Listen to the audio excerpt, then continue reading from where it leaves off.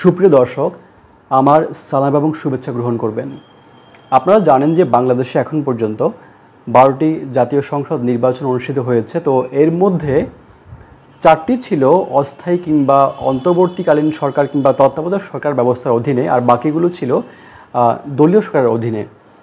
তো কোন প্রেক্ষাপটে এই নির্বাচনগুলো অনুষ্ঠিত হয়েছিল আর সেই নির্বাচনগুলোর ফলাফল কেমন ছিল, কিংবা আমরা যদি বলি ইলেকশানে যদি একটা মূল্যায়ন করি সেই নির্বাচনগুলোর প্রভাব কেমন ছিল। তো আজকে আমরা এই বাংলাদেশে যে বিগত সময়ে যে 12টি জাতীয় সংসদ নির্বাচন অনুষ্ঠিত হয়েছে আমরা সে সম্পর্কে জানার চেষ্টা করব। তো বাংলাদেশে স্বাধীন বাংলাদেশ 1972 16 ডিসেম্বর যখন দেশ স্বাধীন হয় তখন তার খুব অল্প সময়ের মধ্যে আমাদের একটি সংবিধান আমরা পাই, যেটি 16 ডিসেম্বর 1972 সালে এটি কার্যকর হয়। তো এর খুব অল্প সময়ের মধ্যেই 1973 সালের 7 মার্চ প্রথম জাতীয় সংসদ নির্বাচন অনুষ্ঠিত হয়। তো এক ধরনের দাবি ছিল যে সে সময় যে সরকার ছিল সেটি তো ছিল পাকিস্তান রেজিমের আন্ডারে 1970 সালের নির্বাচনে বিজয়ী যারা জনপ্রতিনিধি তাদের মাধ্যমে দেশ শাসিত হচ্ছিল। তো স্বাধীন দেশ যাতে নতুন করে একটা জাতীয় সংসদ নির্বাচনের মাধ্যমে জনগণের ম্যান্ডেট নিয়ে দেশ পরিচালিত হতে পারে, সেজন্য একটা দাবি উঠছিল যাতে খুব দ্রুত একটি জাতীয় সংসদ নির্বাচন দেওয়া হয়। সেই প্রেক্ষিতে 1973 সালের 7 মার্চ জাতীয় সংসদ নির্বাচন আয়োজন করা হয়। তখনও পর্যন্ত বাংলাদেশ আওয়ামী লীগের বাইরে খুব বেশি বড় কোনো দল গড়ে ওঠেনি, যে কারণে আমরা যে ফলাফল প্রথম জাতীয় সংসদ নির্বাচন সেখানে আমরা দেখলাম যে খুব বেশি আওয়ামী লীগই একতরফাভাবে সে নির্বাচনে জয়লাভ করে। আমরা দেখলাম যে 293টি আসন পায় বাংলাদেশ আওয়ামী লীগ, আর এর বাইরে স্বতন্ত্র প্রার্থীরা মাত্র 5টি আসনে জয়লাভ করে, আর জাসদ প্রার্থীরা মাত্র 1টি আসনে জয়লাভ করে। তো সব মিলিয়ে এই হচ্ছে যখন প্রথম জাতীয় সংসদ নির্বাচন। যদিও সেই নির্বাচন নিয়ে কিছুটা বিতর্ক রয়েছে, অনেকে মনে করেন বেশ কিছু আসনে কিছু প্রার্থীকে জোর করে, অর্থাৎ সেগুলো ঢাকায় এনে তারপর কাউন্টিং করে যিনি বিজয়ী প্রার্থী ছিলেন তাকে পরাজিত করে আওয়ামী লীগের প্রার্থীকে বিজয়ী ঘোষণা করা হয়, এরকম একটি অভিযোগ রয়েছে। আর দ্বিতীয় সংসদ নির্বাচন এটি আমরা জানি যে 1975 সালে যখন বঙ্গবন্ধু শেখ মুজিবুর রহমান সপরিবার নিহত হন তখন দেশে একটি পট পরিবর্তন হয়, সামরিক সরকার ক্ষমতায় চলে আসে জিয়া রহমানের নেতৃত্বে। তিনি বহুদলীয় গণতান্ত্রিক ব্যবস্থা চালু করেন এবং 1978 সালে প্রথম একটি হানা ভোট দেন, যেটাকে বলে গণভোট। এরপর 1979 সালে আমরা দেখলাম দ্বিতীয় জাতীয় সংসদ নির্বাচন অনুষ্ঠিত হয়। তো সেখানে 29টি দল অংশগ্রহণ করে। তখন কিন্তু আওয়ামী লীগের আওয়ামী লীগ দুটি গ্রুপে ভাগ হয়ে যায়, একটি আওয়ামী লীগ মালে গ্রুপ আর একটি আওয়ামী লীগ মিজান গ্রুপ। আর এর বাইরে জামায়াতের সমর্থিত, তখন জামাত নিষিদ্ধ ছিল, তাদের আইডিয়াল নামে একটি দল, তারা সেখান থেকে তাদের প্রার্থী ঘোষণা করে। আমরা যদি 1979 দ্বিতীয় জাতীয় সংসদ নির্বাচনের ফলাফল দেখি, সেখানে আমরা দেখব আওয়ামী লীগ 39টি আসন পেয়েছিল, আর 260টি আসন পায় হচ্ছে বিএনপি। আর সেখানে আওয়ামী লীগ মালেক মিজান গ্রুপ সে দুটি গ্রুপে ভাগ হয়ে সেই নির্বাচনে অংশগ্রহণ করে। মিজান গ্রুপ মাত্র 2টি আসন পেয়েছিল, আর এর বাইরে স্বতন্ত্র প্রার্থীরা 16টি আসনে, ন্যাপ মুজাফফর 1টি আসনে এবং জাসদ 8টি আসনে জয়লাভ করে। তো এরপর আমরা জানি যে একটি নির্বাচিত সরকার ছিল, প্রেসিডেন্ট সাত্তারকে হটিয়ে এরশাদ ক্ষমতায় আসেন। ক্ষমতায় এসে 1986 সালে তিনি প্রথমে একটি গণভোট দেন, তারপর 1986 সালে তিনি তৃতীয় জাতীয় সংসদ নির্বাচনের আয়োজন করেন এবং তৃতীয় জাতীয় সংসদ নির্বাচনে আমরা দেখলাম যে 28টি দল অংশগ্রহণ করলো এবং সেই নির্বাচনে বাংলাদেশ আওয়ামী লীগ 76টি আসন পায়, আর জাতীয় পার্টি তারা 153টি আসনে জয়লাভ করে এবং সরকার গঠন করে। আর এর বাইরে স্বতন্ত্র প্রার্থীরা 32টি আসন পায়। তো সেই নির্বাচন কিন্তু বিএনপি বর্জন করেছিল। আর এরপর যেহেতু 86 একটি ভালো নির্বাচন হয়নি, খুব দ্রুত অল্প সময়ের মধ্যে আরেকটি নির্বাচন দেওয়া হয় 1988 সালে এরশাদের আমলে। তো সেটি খুব বিতর্কিত একটি নির্বাচন ছিল, কারণ সেখানে বিএনপি, আওয়ামী লীগ, জামাত সহ বড় দলগুলো কোনো দলই সেই নির্বাচনে অংশগ্রহণ করেনি। তো যে কারণে সেই নির্বাচনে আমরা দেখলাম যে একতরফাভাবে জাতীয় পার্টি 251টি আসন পায়, স্বতন্ত্র প্রার্থীরা মাত্র 25টি আসন পায়।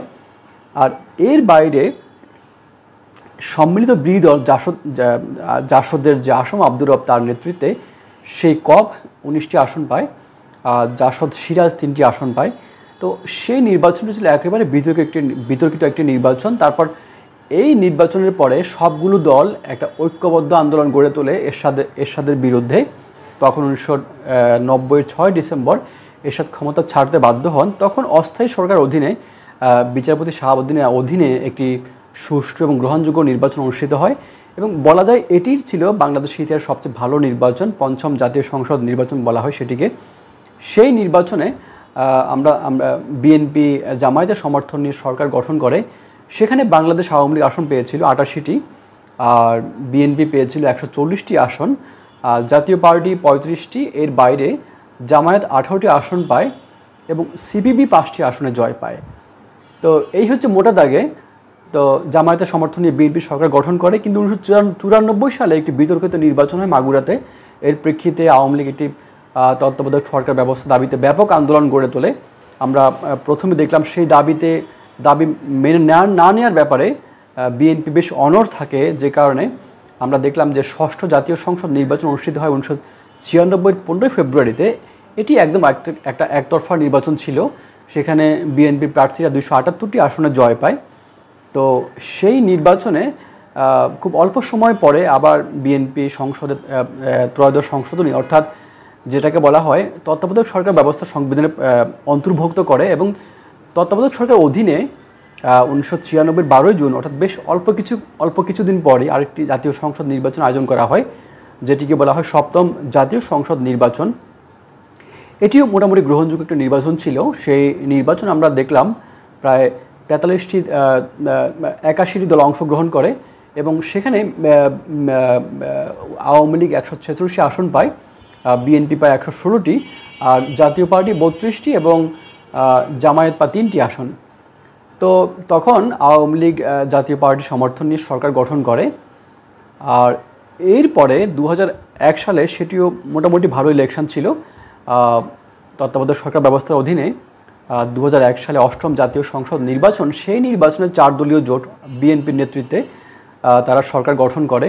আমরা যদি ফলাফল দেখি অষ্টম জাতীয় সংসদ নির্বাচনে, সেই নির্বাচনে আওয়ামী লীগ 62টি আসন পায়, আর বিএনপি জোটগতভাবে নির্বাচন করে এবং তারা এককভাবে 193, আর জাতীয় পার্টি 14টি, জামায়াত 17টি এবং অন্যান্য দল 6টি আসন পায়।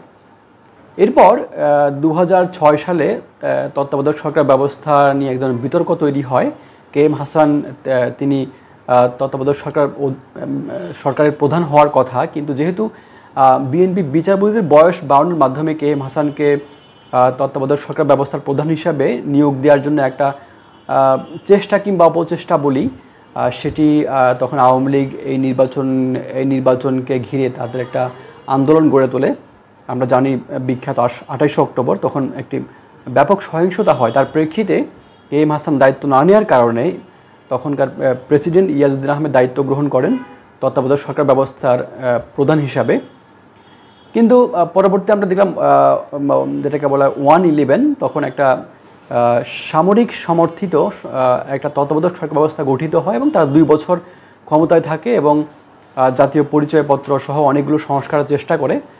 এবং 2008 সালে আমরা দেখলাম যে নবম জাতীয় সংসদ নির্বাচন অনুষ্ঠিত হয়, এবং সে নির্বাচনে বাংলাদেশ আওয়ামী লীগ 230টি আসন পেয়ে সরকার গঠন করে। আর সেই নির্বাচনে বিএনপি আসন পেয়েছিল 30টি, জাতীয় পার্টি 27টি, জামায়াত 3টি এবং অন্যান্য দল তারা 4টি আসন পায়।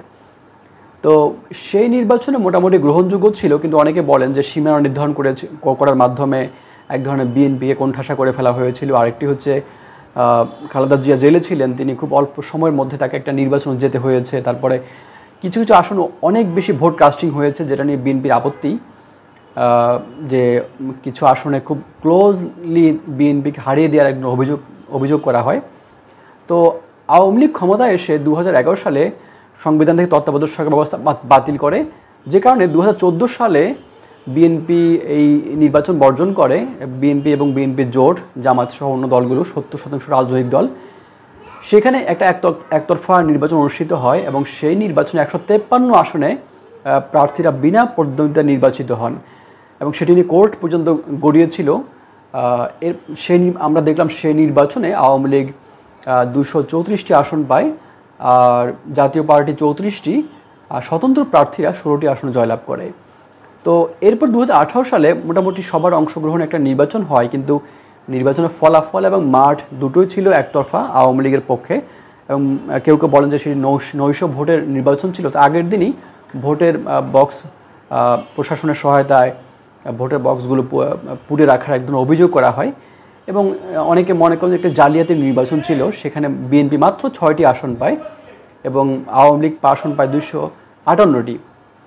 আর এর বাইরে মোটা দাগে জাতীয় পার্টি 22টি এবং স্বতন্ত্র প্রার্থীরা 3টি আসনে জয়লাভ করে।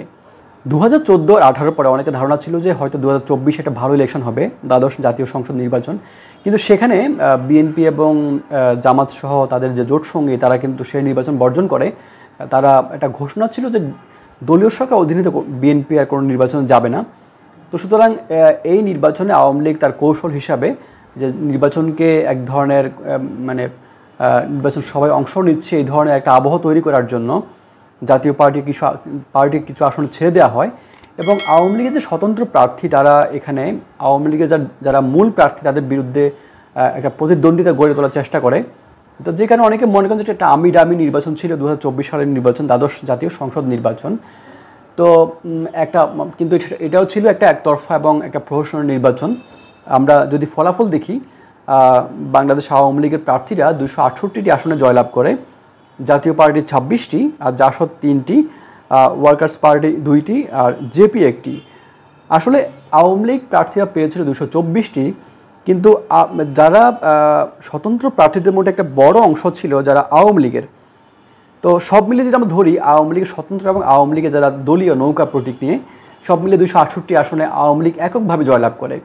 তো যেটা হয়েছে যে পরপর 3টা জাতীয় নির্বাচন, প্রহসনের নির্বাচন, মানুষ ভোটাধিকার থেকে বঞ্চিত এবং আরও অনেকগুলো কারণ ছিল, দুর্নীতি কিংবা দমনপ্রীয়ন, সব মিলিয়ে মানুষের মধ্যে এক ধরনের একটা আওয়ামী শাসনের প্রতি কিছুটা ব্রিটিশনা কিংবা ক্ষোভ তৈরি হয়েছিল। এবং আমরা দেখলাম যে কোটা আন্দোলনকে ঘিরে পরবর্তী 2024 সালে জুলাই আগস্টে বাংলাদেশে একটি গণ অভ্যুত্থান হয়ে যায় আওয়ামী লীগের বিরুদ্ধে এবং শেখ হাসিনা ভারতে পালিয়ে যেতে বাধ্য হন এবং আওয়ামী লীগ সরকার পতন ঘটে। তো এখন নতুন সরকার গঠিত হয়েছে, অনেকগুলো বিভিন্ন ক্ষেত্রে সংস্কারের এক ধরনের প্রক্রিয়া শুরু হয়েছে। তো অনেকে ধারণা করছেন যে ভবিষ্যতে যে জাতীয় সংসদ নির্বাচন অনুষ্ঠিত হবে সেগুলো সুষ্ঠু এবং গ্রহণযোগ্য নির্বাচন হবে, যাতে একটি গণতান্ত্রিক উত্তরণ। আমরা জানি যে নির্বাচনের মাধ্যমে গণতান্ত্রিক যাত্রাপথ শুরু হয় এবং একটা জবাবদিহিতা তৈরি হয় এবং একটা যেটাকে বলা হয় জনগণের ম্যান্ডেট নিয়ে, অর্থাৎ জনগণের সম্মতির শাসন প্রতিষ্ঠিত হয়। তো আমরা আশা করি যে ত্রয়োদশ জাতীয় সংসদ নির্বাচন একটি সুষ্ঠু গ্রহণযোগ্য নির্বাচন অনুষ্ঠিত হবে। তো বিগত 12টি জাতীয় সংসদ নির্বাচন নিয়ে আমার আজকের যে মূল্যায়ন এখানেই শেষ হলো। এবং এর যদি ভালো লেগে থাকে ভিডিওটি, নিশ্চয়ই চ্যানেলটি সাবস্ক্রাইব করবেন এবং আরও ভিডিও দেখতে ভবিষ্যতে আমার একটি চিন্তা রয়েছে যে আমি প্রত্যেকটি জাতীয় সংসদ নির্বাচন নিয়ে বিস্তারিত আলাপ করব। এর বাইরে প্রত্যেকটা আসনে বিগত সময়ে প্রত্যেকটা আসনে সেখানে কোন দল কতটা ভালো করেছিল এবং কোন দল বিজয়ী হয়েছে, কেন কোন দল, আমি আসন ওয়াইজ প্রত্যেকটা আসন নিয়ে একটা বিশ্লেষণ বা অ্যানালাইসিস করার চেষ্টা করব। তো সেজন্য আমার সঙ্গে থাকবেন, আমার যাতে ভবিষ্যতে ভিডিওগুলো দেখতে পারেন সেজন্য চ্যানেলটি সাবস্ক্রাইব করে রাখবেন সে অনুরোধ করছি আপনাদের প্রতি। আজকের মতো এখানে শেষ করছি। সবাইকে ধন্যবাদ।